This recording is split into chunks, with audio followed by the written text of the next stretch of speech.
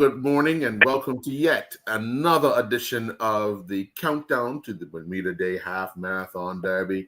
I'm your host, Earl Based, and joining me is a former three-time winner, right? That's correct. Three-time winner, Terrance Armstrong.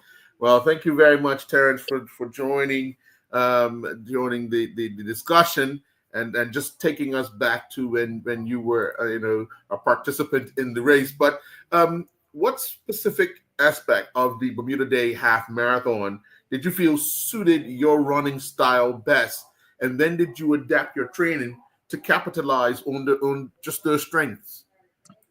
Yeah, man. Just flashing back, thinking back all the fun memories. It actually took a little while to adapt to that course. Definitely coming from the track. I did adhere to the flats, more or less on the flats, and the hills were kind of my nemesis in the beginning time running the races. Right. But I guess over time, just learn to deal and cope and kind of sit more than try to take off and see what my body can do. So I kind of incorporated the hills later on and learned how to adapt to the race and the environment itself. But mostly the flats, I would utilize that to my strength. So once we came off the hills, I would kind of use that coming off the hill and just continue with my speed that I endured, that I captured from track running. Sure. Now, the Bermuda Day atmosphere is truly unique. How did you harness that energy of the crowds and the significance of the day itself to fuel your performances during the race, especially after you got used to getting over what you just talked about, the challenging hill and then obviously the fat? Right.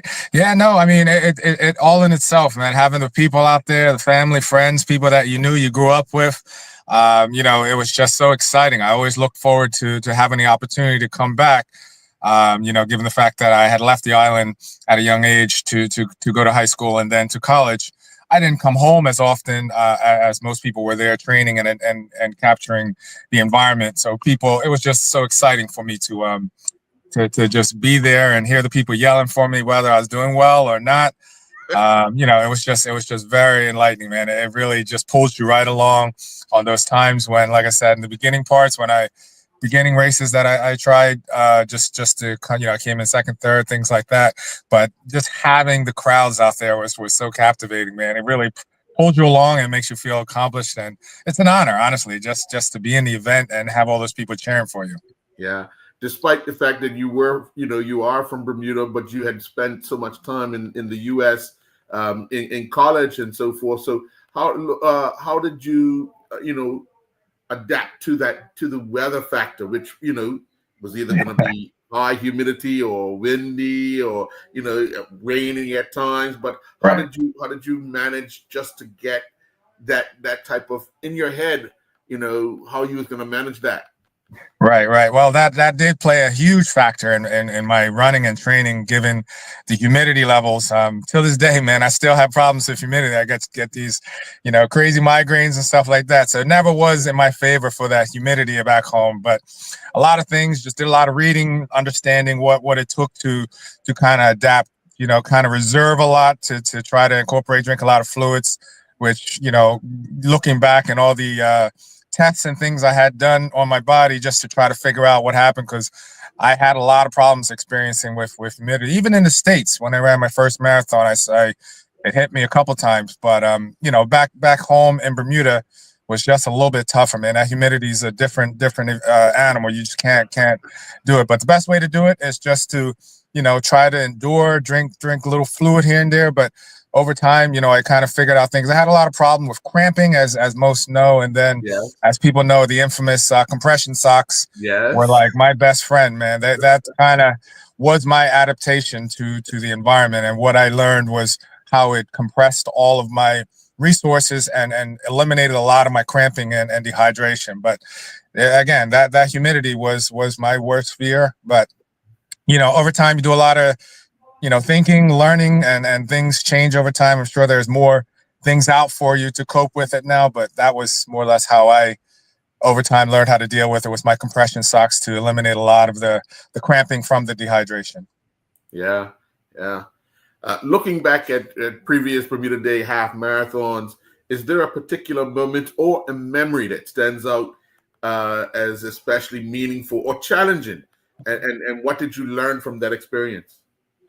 Yeah, it's just mostly a lot of challenges were trying to figure out, everyone telling you about Burnt House Hill, trying to figure out which were, different ways to try to win the race, go out hard, run easy, just try to captivate yourself in the moment, man. Honestly, it was just a matter of, having people that enjoyed running with me, like being out there with the Kevin Smiths, the Jay Donovan, one of my best friends, those guys just keeping me focused and maintained. And everyone thinks it's a competition, but mostly you have all these friends that they really want you to do the best you can. They want to beat you, but it's just nice to have that moment. I guess something that I look forward, I won't ever forget, was winning my first ever, and just starting my family and having my young son there. And it was just one of the most memorable moments. And my in-laws and people were there. Obviously, my family at home, they all, it was just such a special moment. That first win just brought back memories and tears to my eyes, and I'll never forget it, man. Yeah. When did you realize that that first win was in the cards? Jeez, uh, I can't even tell you when, man. You just never know. Because again, I was still experiencing the crampings, and I actually even stopped before I got to the finish line, man. It was Uh, so scary. I pulled away from them right. heading in, and then all of a sudden I had to pull over and stop because the cramping was kicking in and kind of limping in there. But you never know until you cross that finish line. So it was never one of those. I would say probably my second and third ones were more comfortable wins, where I kind of knew that once I got to a specific point and I was feeling good. But that first one, you just don't want to get too excited. And I just never let the moment, really sink in until honestly I crossed the finish line and dropped to the ground that I did it. Yeah, it's always that last minute, and it starts to play in your mind as well, doesn't it? Oh, most definitely. That was the thing, and I think most of the cramping started coming on more because I started to get excited, and then I was like, oh, whoa, slow down, think about it a sec, just get there, man. But yeah, it was one of those days. Yeah, one of the things, especially on the day, the runners are really really supported by the community along the route. How much did that support mean to you as you competed in this iconic race? And are there specific individuals or groups whose encouragement you particularly appreciated? Oh yeah, definitely. I mean, from my youth to the BTFA, all of that, and the Pacers, everything that started me from a young kid, man. Again, Cal Bean, and I'll tell you, Jay Donovan was probably one of the most inspiring friends you could ever have. So it all encompassed from that opportunity to where you just find out where your niche is and you take off, and just having that support, man. I mean, Jay and I honestly stayed in touch our entire life through running. And it's only, you don't get that chance of a friendship like that where you really grow up, but you kind of don't never you're never in the same environment. You're just passing stories back and forth, giving advice back and forth, and that was the type of true friend I had there. From the support factor, everyone in Bermuda, especially my family, man, everyone was just always there for me, pulling for me, giving me the best advice, just trying to make sure that I kept my head cool. Because again, I left Bermuda at a young age, never turned back, just wanted to do the best I could in the US and represent Bermuda on that level, because everywhere I went, I was a representation of that island. But there's a lot of people before me that paved the way, but it was just nice to have that feeling and knowing that people back home were always there for me. Yeah, being that you mentioned it, what was it like for you when Jay did eventually win the race? Man, I wouldn't say I was probably the first one who tried to reach out to him, but I'm pretty sure everyone was like so happy for him, man. I guess everyone had that whole saying, always a bridesmaid, and Jay's the character, man. He always Yeah. loved, he fed into it, just went with it, and has such a great heart, man. Love the guy to death. But it was so relieving. I was so ecstatic. I'll never forget. I was sitting at lunch in the United States out here with my fellow mates. We're trying to watch it or listen to it on the internet. And Uh, when I heard it, everyone at the table were like, what happened, man? I'm like, my buddy finally did it, man. But it was such a relief and enjoy, such a joy, all encompassed in one, for sure. Sure, sure, sure, sure. Now, when you finally won that first one, you instantly, and even before you won that first one, you were a favorite. How did you Yeah. manage that pressure leading up to the race day? And what was your primary goal for the event? Was it purely about getting the win, or was it a personal best, or just something else? Well, it's kind of, I think, it all leads back to just trying to, once I left the island, it was just very difficult to be on my own. But I encompassed a lot of, um, doubters, and it helped me endure things that put me to a true test. Being away, not having my family with me, just trying to do things on a different level by myself. So it all taught me how to be strong and deal with it, and not to mention the competitions that I competed in through college. Kind of prepared me for most of this.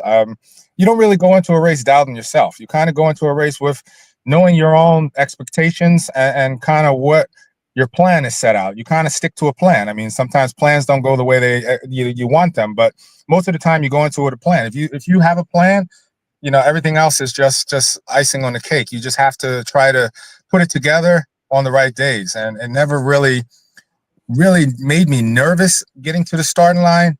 It was just a matter of trying to execute what I set out to do. And each race I kind of ran differently. My first one, like I said, was a little iffy and not knowing what to do. So my whole plan was basically to sit, man, just try to hang in there with those boys and see where I can go. And then when I felt like the momentum was kind of too steady for a long period of time, just see what I could do. And I made one move and it kind of opened up. But each year was different. The next years I felt confident I can almost run it any way I want it, because I felt like my fitness was any above and beyond.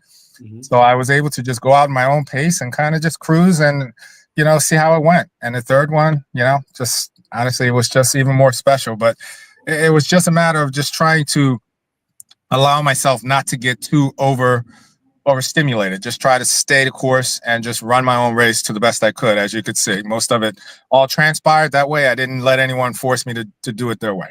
Yeah, yeah.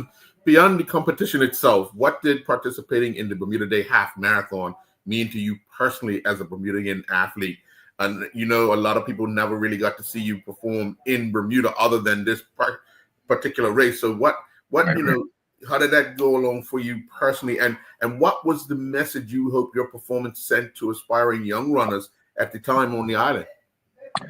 Yeah. So I mean, most of it just trying to, I guess, trying to figure out. So most of the youth, man, I just honestly just want to say this first to them: just never doubt their aspirations and limitations. Just stay focused on your beliefs and your dreams, and you never I'd always give yourself an opportunity to do what you want to do. Just try to always stay the course and just never let yourself down, and always stay there.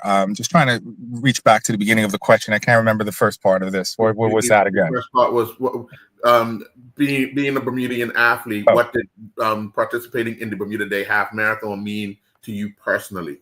Oh man, it honestly gave me I felt honored, honestly. Again, like you said, most of the time I'm traveling abroad, so people hear my results from my races in the U.S., but they never got to see me run. So for me, it was one of those where I just wanted to showcase myself and give them the best that Terrance could give them on that day. Man, it was just so special to have that feeling, the enjoyment, and when you cross that finish line. And I mean, it's just a bonus to win a race, but when you have that feeling, and everyone's cheering for you, everyone's yelling for you, and they get to see you actually do it in person, it's the words can't really explain it. It's just so special, man, for sure. Yeah, yeah. Well, I want to thank you very much for joining and taking us back to your time running that route. And again, congratulations on winning the race 3 times. You put your name down in the history books, and that's something that no matter what happens, you'll always be mentioned, especially for that, coming along Front Street, running Yeah. 3 abreast. That would always be a memorable moment for a lot of people, because 100%. Yeah. just to see you 3 guys, old friends. Yeah. But on the day, got a little chip on your shoulder because you want to be first. Yes, for sure, man. Yes, definitely. So thank you very much for joining. Listen, all the best, especially, to you, your family, and to your two sons. I know your youngest is doing quite well in playing football. May he continue. And, you just be there as a support and do what you do best. I appreciate it. Thank you so much, man. It's a pleasure to be here. Okay. Enjoy the rest of your day. Thanks, you as well. Be blessed, man, for sure. All right. Bye-bye.